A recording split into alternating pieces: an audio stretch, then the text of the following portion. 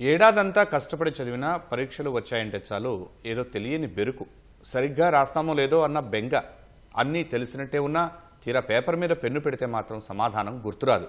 ముఖ్యంగా సరైన మార్కులు రాకపోతే కుటుంబ సభ్యులు ఏమంటారో అన్న భయం, సమాజం ఎలా చూస్తుందో అన్న ఆలోచన పిల్లలపై ఎక్కడలేని ఒత్తిడిని పెంచుతాయి. పిల్లలకు మార్కులే పరమావధి కాదన్న విషయాన్ని తల్లిదండ్రులు సున్నితంగా వివరిస్తే మానసిక ఒత్తిడికి గురికాకుండా ఉండొచ్చంటున్న డాక్టర్ గౌతమి నాగభైరవతో ఈటీవీ ముఖాముఖి.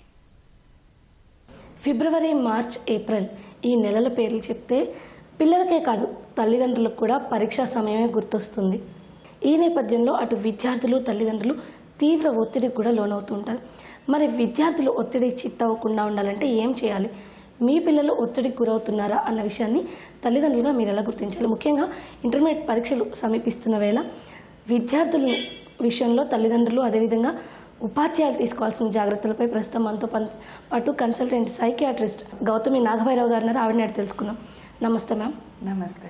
సో మ్యామ్, ఎగ్జామ్స్ మంత్స్, ఈ 3-4 మంత్స్ పేరు చెప్తే అందరూ ఎగ్జామ్స్ అంటారు. ఈ ఎగ్జామ్స్ అనేవి మనకు తెలియకుండానే చాలా ఒత్తిడిని తీసుకొస్తాయి. ఎక్కువ డిప్రెషన్కి, స్ట్రెస్కి లోన్ అవుతుంటాం. సో మీరేమంటారు? ఈ 3 నెలల పాటు ఎంత క్రూషియల్, అలాగే అంత కామ్గా ఉండాల్సిన అవసరం గురించి మీరేమంటారు? ఫస్ట్ థింగ్ మనం ఏం అర్థం చేసుకోవాలంటే ఎగ్జామ్స్ అంటే డెఫినెట్లీ యాంగ్జైటీ, టెన్షన్ ఉంటుంది.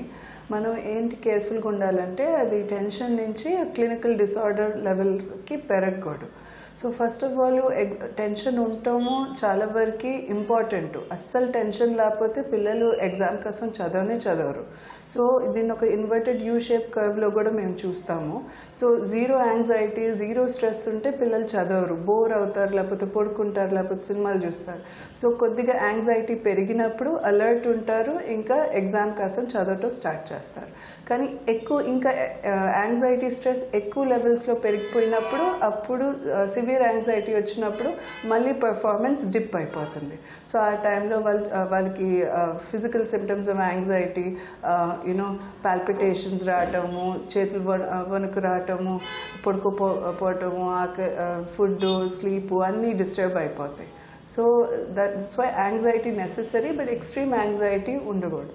అది కాకుండా పిల్లలు బ్యాలెన్స్ ఎట్లా మెయింటైన్ చేయొచ్చు అంటే ఫస్ట్ ఆఫ్ ఆల్ ఒక టైం టేబుల్ అయితే ఉండాలి.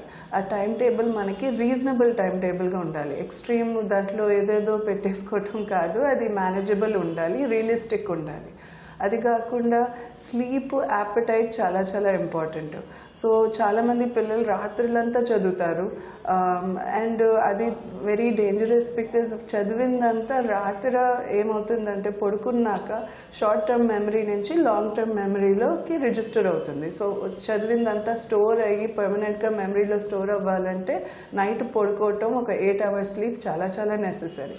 అది కాకుండా జంక్ ఫుడ్ ఎక్కువ తినటము, అది కాకుండా మీల్స్ స్కిప్ చేయటం, బ్రేక్ఫాస్ట్ స్కిప్ చేయటం, అట్లాంటి పనులు మనం అసలు చేయొద్దు. మ్యామ్, అయితే మీరు ఇప్పుడే అన్నారు రీజనబుల్ టైం టేబుల్ ఉండాలి అనేది.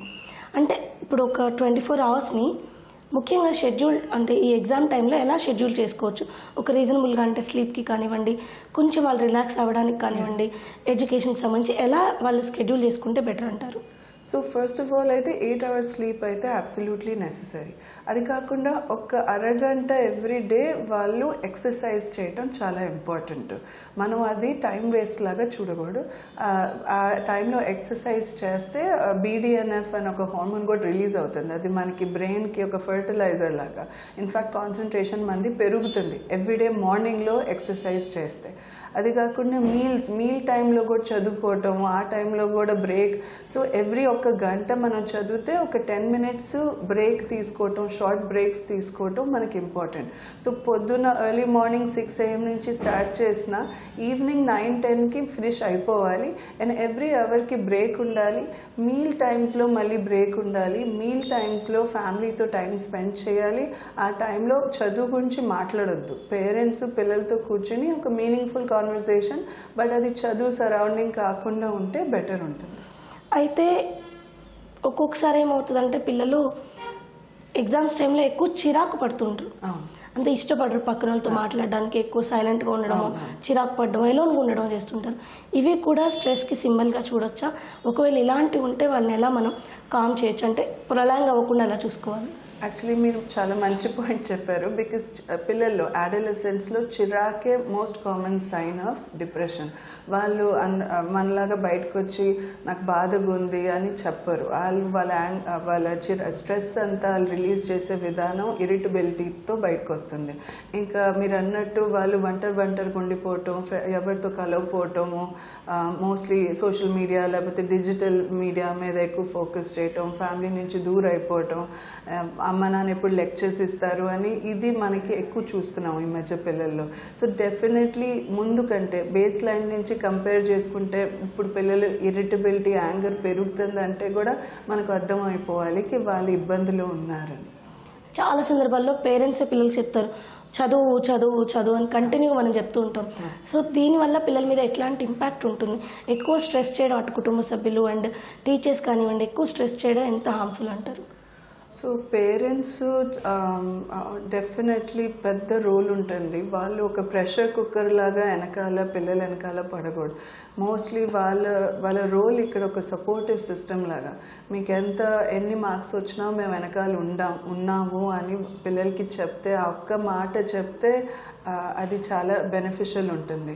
మోస్ట్లీ వాళ్ళు ఏం చేయాలంటే ప్రాసెస్ మీద ఫోకస్ చేయాలి, రిజల్ట్స్ మీద కాదు.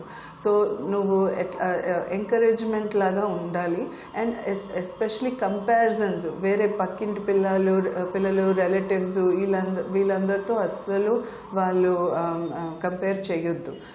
మేమైతే చాలామంది పిల్లల్లో స్ట్రెస్ ఉన్నప్పుడు కొంచెం బ్యాడ్ హ్యాబిట్స్ కూడా అలవాటు పడతారు అనేది మనకు కొన్ని స్టాటిస్టిక్స్ చెప్తున్నాయి. పిల్లల్ని అడిగితే కూడా ఎవరైనా కాలేజ్ స్టూడెంట్స్తో మాట్లాడినప్పుడు క్యాజువల్గా కొంచెం స్మోక్ చేయడం, డ్రింక్ చేయడం, ఇట్లాంటి హ్యాబిట్స్ అన్నీ కూడా స్ట్రెస్ ఎక్కువ ఉన్నప్పుడు అలవాటు అయినట్టుగా తెలుస్తుంటుంది.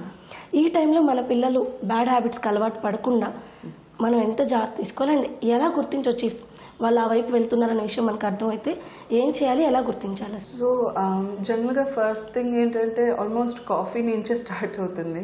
సో చాలామంది పిల్లలు ఎక్కువ కాఫీ తాగటం స్టార్ట్ చేస్తారు, దానివల్ల కూడా యాంగ్జైటీ పెరుగుతుంది. అది కాకుండా సెల్ఫ్ మెడికేషన్ అంటాం. సో వాళ్ళ బాధ, నిరాశ, చిరాకు, కోపం, వాళ్ళకున్న స్ట్రెస్ తగ్గించుకోవటానికి కొన్నిసార్లు సిగరెట్స్, ఆల్కహాలు, ఈవెన్ సమ్టైమ్స్ ఈ మధ్య ఎక్కువ గాంజా ఇవన్నీ చూస్తున్నాం మేము, marijuana అంటాం. ఇవన్నీ వాళ్ళు పార్టేక్ చేస్తున్నారని మనకు తెలుస్తుంది. కానీ ఇట్లా చేసేటప్పుడు మనకి కొన్ని సైన్స్ దొరుకుతాయి. అదే సైన్స్ ఏంటంటే పిల్లలు మన నుంచి దూరం అయిపోవటం, ఒంటరిగా ఉండటం, మనతో ఎక్కువ టైం స్పెండ్ చేయకపోవటం, యాబ్సెంట్గా ఉండటం, వాళ్ళ మార్క్స్ తగ్గుతాయి. ఆటోమేటిక్లీ ఇవన్నీ చేస్తున్నారంటే మార్క్స్ కూడా తగ్గుతాయి. అండ్ వాళ్ళ నార్మల్ ఫ్రెండ్ సర్కిల్ కాకుండా బయట కొద్దిగా యాబ్సెంట్ కనిపించడం, ఎక్కడికి వెళ్ళారో తెలియపోవటం, ఇవన్నీ మనం డెఫినెట్గా చూస్తాం. స్లీప్ డిస్టర్బెన్స్, యాపటైట్ తగ్గిపోవటం, ఇవన్నీ కూడా మనకి రెడ్ ఫ్లాగ్స్ ఇట్లాంటి టైంలో. Thank you ma'am, thank you so much. So ఇది పరీక్షా సమయంలో మీ చదువుతో పాటు ఆరోగ్యం పైన ప్రత్యేకంగా దృష్టి పెట్టినట్లయితే కనుక మంచి ఆహారం తీసుకోవడం, సమయానికి నిద్రపోవడం, తగినన్ని నీళ్లు తాగడం, కుటుంబ సభ్యులతో కొంతైనా సంతోషకరమైనటువంటి సమయాన్ని గడపడం, మీ షెడ్యూల్లో ఏదైతే చదువుకోవడానికి టైం టేబుల్స్ ఉంటాయో ఆ టైం టేబుల్లో కనీసం గంటకు ఒకసారి ఒక చిన్న బ్రేక్ తీసుకోవడం, ఇలాంటి వాటి వల్ల, ఈ టిప్స్ని పాటించడం వల్ల ఎగ్జామ్స్లో మంచిగా ప్రజెంట్ చేయడం, మంచి ఫలితాలను సాధించడానికి ఇవి ఉపయోగపడతాయి అంటున్నారు doctor Gautami Nagabhairava. Camera person చిరంజీవితో రమ్య, ఈటీవీ న్యూస్, హైదరాబాద్.